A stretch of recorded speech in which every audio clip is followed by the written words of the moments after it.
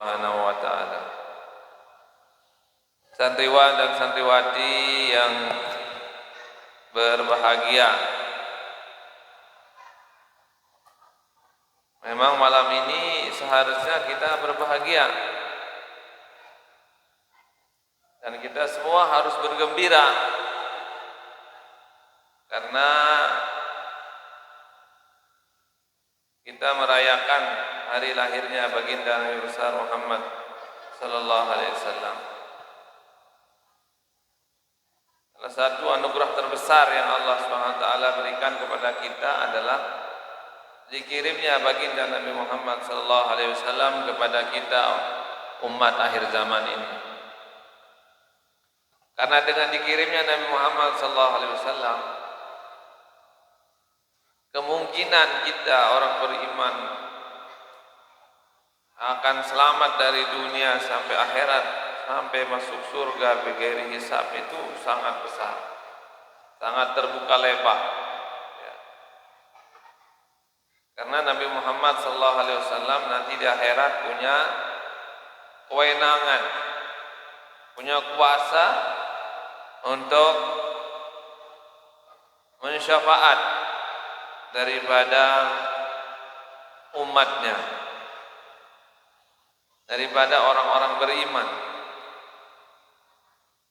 Malah Nabi itu punya kuasa, dikatakan bahwa punya kuasa untuk mengkapling-kapling surga.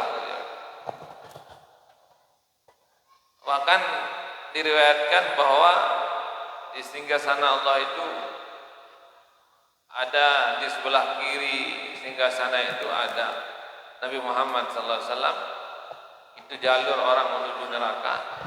Ada di sebelah kanan singgasananya Allah SWT, itu ada Nabi Ibrahim alaihissalam, dan itu jalur menuju surga. Nabi ditanya, kenapa engkau memilih jalur orang menuju ke neraka tempat engkau duduk ya Rasulullah? Beliau menjawab, karena kalau seandainya ada umatku yang masuk neraka, aku bisa selamatkan. Ya, ini artinya bahwa beliau punya kewenangan untuk memberikan syafaat, untuk memberikan penyelamatan kepada umat-umatnya yang kira-kira tidak selamat gitu. Karena Nabi Muhammad SAW menjamin umatnya masuk surga semuanya. Man kana akhir kalamihi la ilaha illallah dakhala al-jannah. Barang siapa yang ketika meninggal dunianya masih meyakini Allah sebagai Tuhannya, Nabi Muhammad SAW sebagai Rasulnya, maka dia pasti masuk surga. Kullu ummati yadkhuluna al-jannah, malik Nabi. Semua umatku itu pasti masuk surga.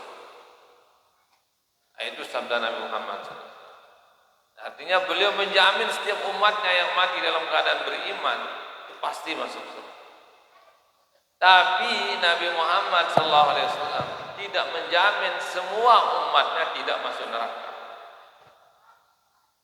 Sehingga beliau berusaha susah payah gimana caranya umatnya tidak ada satupun yang masuk neraka.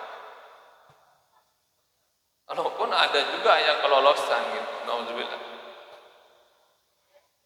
Hingga kalau ada umat Nabi Muhammad SAW yang kelolosan masuk neraka, Allah SWT berfirman kepada malaikat, wahai malaikat, cari di sana di neraka itu. Mungkin ada umat Muhammad yang kelolosan, yang sudah terlanjur masuk neraka, cari dia, angkat dia, masukkan dia ke dalam surga. Akhirnya dicari oleh malaikat umat Nabi Muhammad di neraka. Ternyata ada di situ umat Nabi Muhammad SAW yang terlanjur masuk neraka. Tapi malaikat itu mencari umat Nabi Muhammad itu tidak terlalu susah. Kenapa tidak susah dicari umat Nabi Muhammad SAW di neraka? Karena setiap umat Nabi Muhammad SAW itu punya ciri khas tersendiri. Apa ciri khasnya? Ghurran min asaris sujud.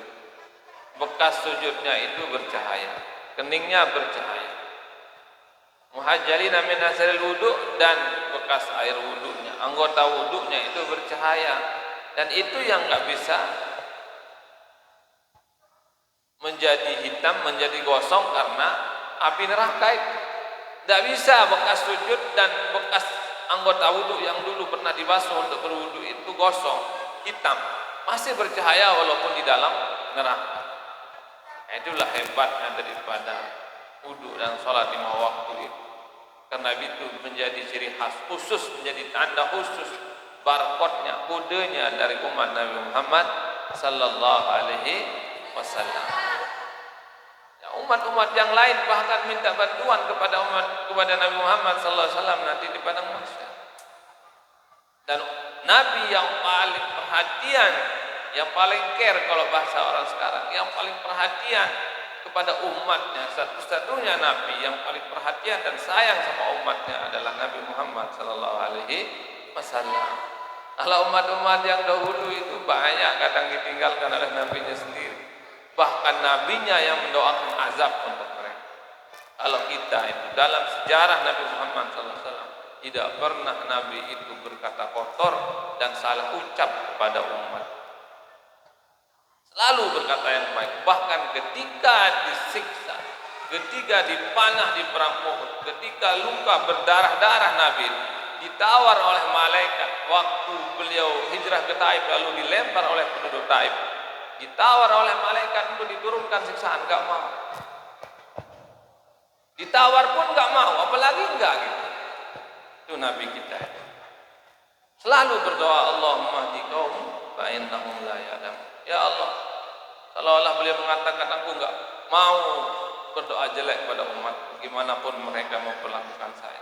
Aku hanya akan mendoakan mereka supaya mereka beriman. Allahumma hdi qaumi fa innahum la ya'lamun. Ya Allah, petunjukilah kaumku karena mereka itu belum tahu siapa saya. Mereka belum dapat petunjuk dari Engkau ya. Petunjukilah mereka. Bahkan di perang Uhud ceritanya, ketika Nabi Muhammad SAW perang Uhud dan kalah di perang Uhud, beliau sampai luka-luka berdarah-darah, darahnya mengalir di tubuhnya, tapi beliau itu selalu menahan darahnya supaya tidak turun ke bumi, ke tanah. Kenapa engkau ya Rasulullah enggak membiarkan saja darahmu menyentuh tanah? Ketika perang Uhud engkau berdarah-darah ya Rasulullah. Oh, kalau sampai darah itu menyentuh tanah, bumi, aku biarkan dia menetes ke tanah, maka disitulah akan mengundang azab Allah SWT pada umat. Dan itu yang aku tidak inginkan. Maka aku selalu menahan darah itu supaya tidak menyentuh bumi, tidak menyentuh tanah, supaya umatku tidak disiksa oleh Allah Subhanahu wa ta'ala. Yaitu, jadi umat Nabi Muhammad itu enggak akan kena siksa. Pertama, kalau dia beristighfar. Kedua, kalau dia selalu bersama dengan Nabi Muhammad sallallahu alaihi wasallam. Ya, jadi kita bisa bersama terus dengan Nabi. Bagaimana caranya? Dari semasa kita hidup ini banyak-banyaklah membaca salawat kepada beliau supaya beliau juga ingat kita. Banyaklah mengucapkan assalamualaikum ya Rasulullah supaya beliau juga menjawab salam kita dan mengingat kita terus. Artinya kita terus kontak terus dengan Nabi Muhammad sallallahu alaihi wasallam. Maka dalam mahalul qiyam selalu dikatakan itu marhaban ya Rasulullah, yaitu artinya kita mau selalu dekat, seolah Nabi Muhammad sallallahu alaihi wasallam itu di dekat kita. Apa katanya nanti? Marhaban ya marhaban ya nurul aini, marhaban jaddal husaini, marhaban marhaban marhaban ya marhaban ya nurul aini, marhaban jaddal husaini, marhaban marhaban. Hadis syair ini menandakan begitu dekatnya kita dengan Nabi Muhammad sallallahu alaihi wasallam. Marhaban ya nurul ain, selamat datang wahai buah hati, wahai cahaya mata. Itu artinya marhaban jadal hasanain, selamat datang wahai bapaknya dua Hasan, yaitu Hasan dan Husain. Artinya kita selalu ingin kontak diri dekat dengan Nabi Muhammad sallallahu alaihi wasallam karena beliaulah sumber daripada keselamatan kita, tidak hanya di dunia tapi di akhirat. Karena amal kita, salat kita, puasa kita bukan penentu keselamatan kita. Penentu keselamatan kita itu adalah ridhonya Allah Subhanahu wa taala dan syafaat baginda Nabi Muhammad sallallahu alaihi wasallam. Maka kita harus cinta kepada Nabi Muhammad sallallahu alaihi wasallam supaya kita termasuk golongan orang yang man ahabbani kana ma'i fil jannah. Barang siapa yang cinta kepadaku, maka dia pasti bersamaku nanti di surga. Nabi Muhammad sallallahu alaihi wasallam adalah nurun ala nur, cahaya di atas cahaya. Qad ja'akum min rabbikum nurun wa kitabun mubin. Firman Allah, telah datang kepadamu cahaya dan Al-Qur'an sebagai penerang. Jadi nurun di situ maksudnya Nabi Muhammad sallallahu alaihi wasallam, cahaya yang memberikan kita penerang, lampu.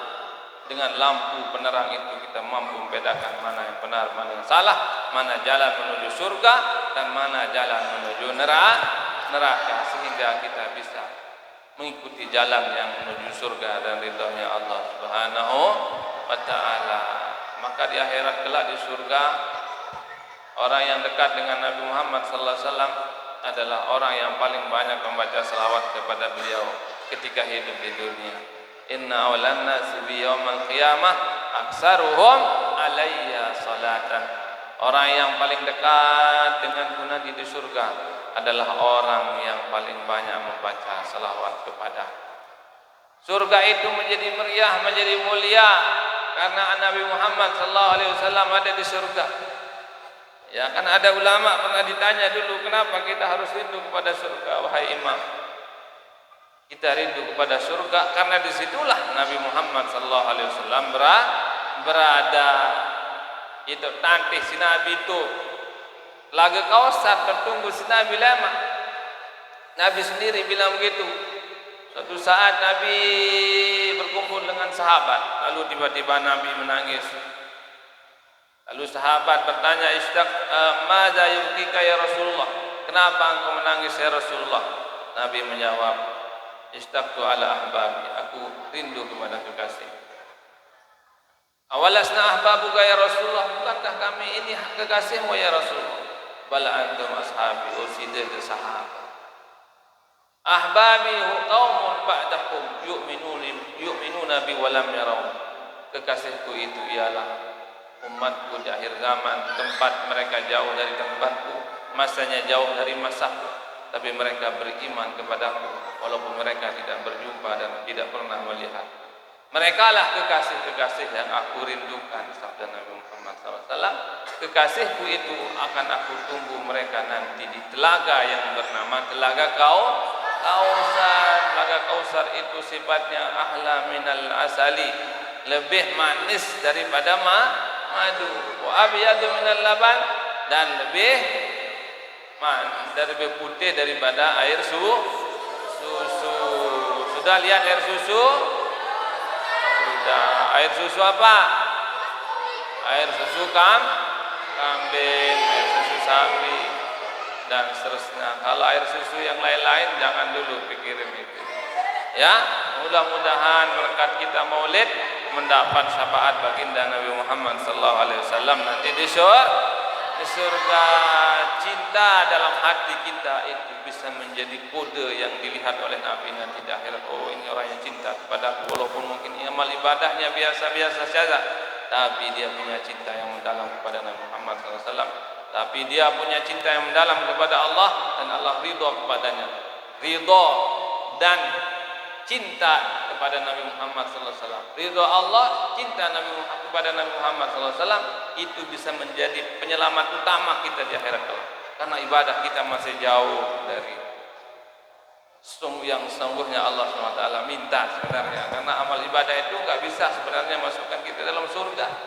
Yang masukkan kita ke dalam surga itu adalah ridho Allah, kehendak Allah, dan syafaat baginda Nabi Muhammad SAW.